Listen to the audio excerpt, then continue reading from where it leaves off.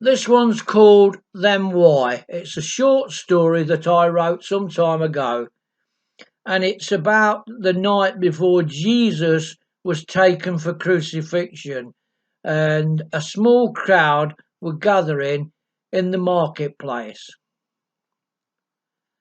I tell you, I did see him go into the Valley of the Dying. He just walked down the road with his disciples following him. They shouted at him not to enter, as it was too dangerous and that they were all dying of leprosy. He stood arguing with them for quite some time, and then said, I do not ask you to go into the valley with me. I am not afraid, and I will enter alone. He climbed over the fence and slowly walked down into the valley, holding his hands out as he called to the lepers. Be not afraid, come to me and I will make you whole again. No one moved for about an hour. He just stood in the same spot, calling out to his Father in heaven and beckoning the lepers forward. Suddenly one came forward. It was a terrible sight to see his hands and feet. Then a few more moved silently towards where he stood. He called out to them, Do not be afraid. I have been sent to free you of your plight, to cure you and make you whole again. About 8 or 9 stepped out of the shadows. Jesus touched every one and gave them a hug, and then shouted, You are free of your ailment if you believe in my Father and me.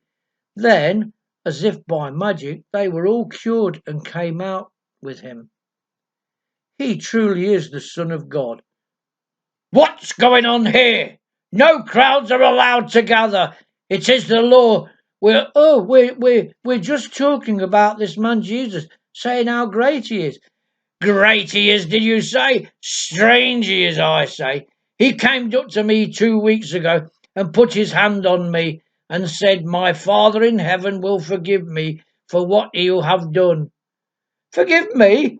I am a Roman soldier. I flog prisoners before they crucify them.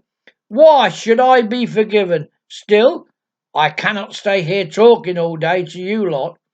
I've got to go to the jail. They tell me that they have caught the thief Barabbas, and I want to get to him first.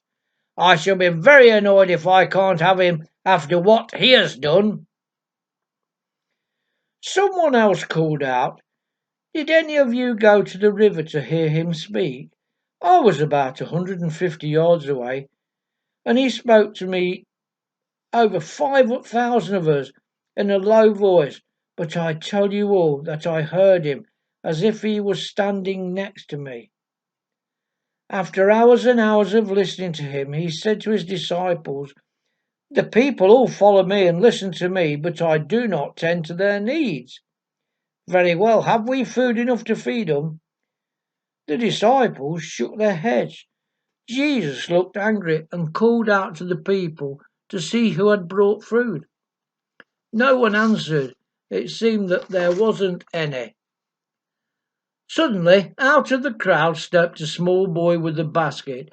In the basket were 5 loaves and 2 small fishes.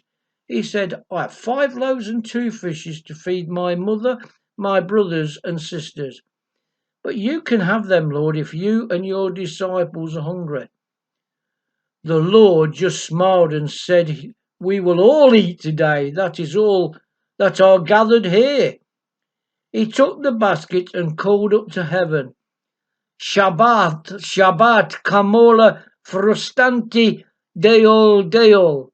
He then broke the bread and fishes into pieces and again called even louder than before, Shabbat, Shabbat, Kamola, Frustanti, Deol, Deol. Then told his disciples to serve everyone bread and fish. When it was my turn, being very hungry, I pulled a large piece of bread off.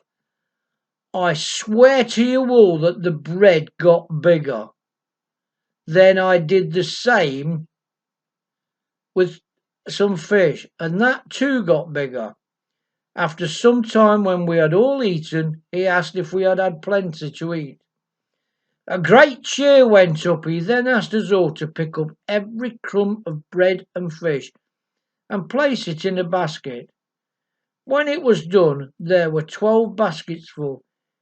He truly does miracles and is a great man.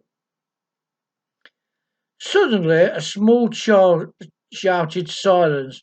I have heard what you say about our Lord Jesus. Then why do they want to crucify him?"